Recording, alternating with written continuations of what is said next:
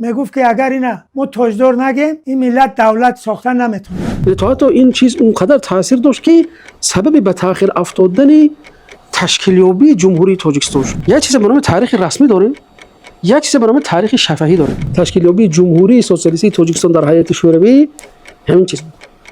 یعنی اونها می‌دونستن که این ملت اساسی ستون دین در آسیا میانه است. دوستان دقیقاً نوار ببینیم. استاد عینی میدونست که معنی تاجیک مسلمان است.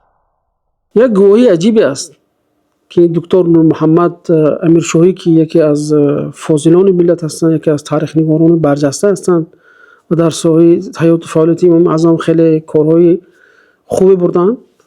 ببینید میگن که تاجیک این معناش مسلمان شده است. دوامش برتول اکادمیک در اون وقت بزرگترین دانشمندی منطقه همون کس بود، اما او تعلیمات شوروی را نپذیرفت و به همین سبب او را عالم بورژوازی گفته عقیده‌اش قبول نکردند. بسیار گواهی خطرناک است. یعنی شوروی تا وقتی که تاریخ هم بنویست، تاریخ نویسیش زیر تاثیر سیاست بود. ببینید این استاد بزرگوار میگن که برتولد برای خاطر اونکه عالم بورژوازی حساب میشد در مسئله معنای تاجیک سخنش نپذیرفتن و برتولد هم ظاهرا به گفت استاد یک روی کرد، یعنی که از گپش نگشت چون که فکت تاریخی رو پیروی میکرد. دوامش و عقیده خانیکوف قبول شد. من همراه استاد کمال عینی 20 سال در یک جا کار کردم. ببینید اینجا دیگر یک شهادت یا گواهی تاریخی استاد امیرشاهی رو ببینید که درباره پسری استاد صدرالدین عینی به نام کمال عینی صحبت میکنن که این کس در نزد کمال عینی 20 سال میگم من شاگردی کردم و جای کار کردم. یعنی ببینید اینجا ما در صدد بررسی چی هستیم؟ یک چیز به نام تاریخ رسمی داریم، یک چیز به نام تاریخ شفاهی داریم.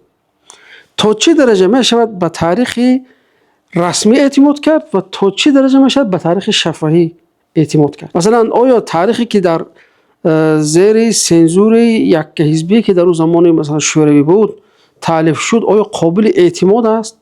یعنی از گفتی دکتر امیرشاهی و پسر استاد عینی و اینچنین برتولد اونو معلوم میشود که اون زمان سنزور بعضی چیزها رو نمیگذاشت که به شکلی به اون طور باید و شاید به مردم رسانده شود. بنابراین اینجا برای ما چی تاریخ شفاهی میموند. تاریخ شفاهی هم تاریخ است لیکن بس به اون که رسمی نیست و این انسانی که تاریخ شفاهی رو ادا میکنه تا چی درجه امانت علمی رو میکنه این هم یک چیز سوال است. لیکن به شکل اون میشد که از بین همین تاریخ رسمی که پنهان میکند و از بین تاریخ شفاهی که برای ما بعضی نقطه های پنهان رو که تاریخ رسمی پنهان کرده است بازگو میکند میشد ما به یک حقیقت رسیم. از جمله اون چیزی که پسری استاد عینی گفتن ببینید خیلی جالب است. یعنی تا این چیز اونقدر تاثیر داشت که سبب به تاخیر افتادن تشکیلیابی جمهوری تاجیکستان شد. گفتم که استاد من سال 1999 کتاب دولتداری تاجیکان رو نوشتم، اونجا اصطلاح تاجیک شرح دادم و بیشتری از مورخان تاجیک بر ضد من برآمدن که تو تاجیک مسلمان شده گفتی. بعد گفتم همین کمال عینی استاد خطیمان بود. بعد یک وقت گفت که همون چیزی که نوشتگی کو درست هموه. پدرم همین میگفت، لیکن میگفت که اگر اینا ما تاجدار نگیم این ملت دولت ساختن نمیتونه. ببینید استاد امیرشاهی میگه که من سال 99 هم یک کتاب تالیف کردم و در اونجا تاجیک رو مسلمان شده معنی داد کردم و قسمی از همون علمای که هم تاریخ شناسای دیگری که بودن به این گپ ضدیت کردن. بعد از وقتی از دکتر کمال عینی پرسیدم اون کس گفتن که آنچه که تو میگی درست همون است، برای اینکه پدرم میگفتن که ما اگر تاجیک تاجدار نمیگفتیم و به همون معنای اصلیش که تاجیک معنای مسلمان شده هست برای ما ساختن جمهوری را یا ساختن جمهوری امکان نداشت یا همچون جمهوری در هیئت اتحاد شوروی در آمدن ما امکان نداشت و همین خیلی جمهوری خودمختار در زیر ازبکستان میموند. یعنی از سخن استاد عینی همین چیز فهمیده میشه. این هم یک شهادت و گواهی تاریخی است. یعنی که این چیزی که استاد عینی به طور شفاهی به پسرشان نقل کردن و پسرشان به استاد امیرشاهی نقل کردن دلالت بر اون میکند که وقتی که همون تاریخ شفاهی که برعکس تاریخ رسمی نقل می شود، ما اگر با شواهدهای دیگر اگر مقایسه کنیم در این حالت به حقیقت میرسیم. شاهد دیگری که ما در یکی از حلقات اشاره کرده بودیم خود استاد محمد جان شکوری هستند، پسر آخرین قاضی بخارا، که گفته بودن که ما همون یک دکرت لنین است، اینجا دیده شده دکرت لنین رو که سال 1920 قبول شده است.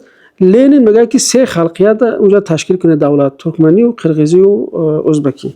تاجیک‌ها رو قبول نکرد. ما گفتیم که اونجا استاد شکوری گفتن که اونها برای اون که تاجیک‌ها اسلامیت قوی داشتند، لنین نمیخواست که حزب کمونیست نمیخواست که تاجیک‌ها اول دولت داشته باشه. بنابراین وقتی که دیگر کمتر قفانشینی کردند و همچون تاجدار معرف کردند، همون دیگر معناها دادن، بعد در این حالت توانستن که چی دولت خود را در هیئت اتحاد شوروی سازند. بنابراین اینجا اهمیت تاریخ شفاهی را میدهد، یعنی که از شاهدان باید این چیزها گرفته شود و با تاریخ رسمی قیاس کرده بعد یک خلاصه گرفتن ممکن است که تا چه درجه این طرف راست میگه، تا چه درجه اون چیزی که شفاهان برای ما عمده رسیده است درست است. حاضر خودش بزور ایستاده است. استاد کمال عینی میگفتن که پدرم میگفت که حاضر مثل یک چایلاب ویرانه چپه شدن من ممکن است، هیچ گپ نیره، خداوند میبخشد.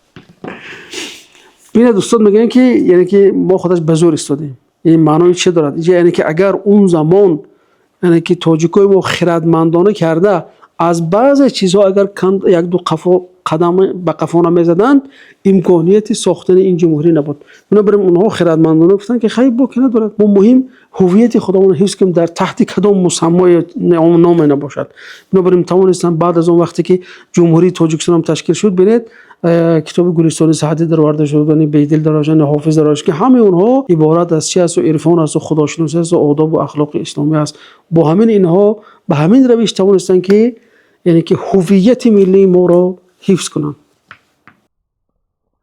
همون مسلمان و تاجیک هردش یک چی بود. با همین خاطر تأسیس دادن جمهوری تاجیکستان بسیار دیر افتاد. اما برتالدم این گپ گفت، درست گفت و سمیانوف هم که دیرکتر اینستیتوت تاریخ بود در ما. ببینید استاد میگن که سبب تأخیر افتادن تشکیل یابی جمهوری سوسیالیستی تاجیکستان در هیئت شوروی همین چیز بود. یعنی اونها میدونستن که این ملت اساسی ستون دین در آسیای میانه است و تا حالا هم چیز دوام دارد. ببینید در روسیه هم اکثر امام ها یا یاردمچی امام ها اونایی که حلقه تحفیظ قرآن دارند در خود داغستان، در چچن و در فلان جا همه تقریبا تاجیک است. حالا میگن در اروپا هم به همین شکل در آمده شده است که این دلیل برام میکنه که این ملت چی است؟ اسلام است. ما با این مثلا ملت تاجیک این کار کرده نیستیم، از جهت اتنیکی ما تاجیک هستیم، تاجیک هم فرق میکنه که تاجیک و اسلام رو مرادف هم میدانیم. چه که استاد اینجا فرمودن. باقی تا حلقه آینده و السلام علیکم و رحمت الله.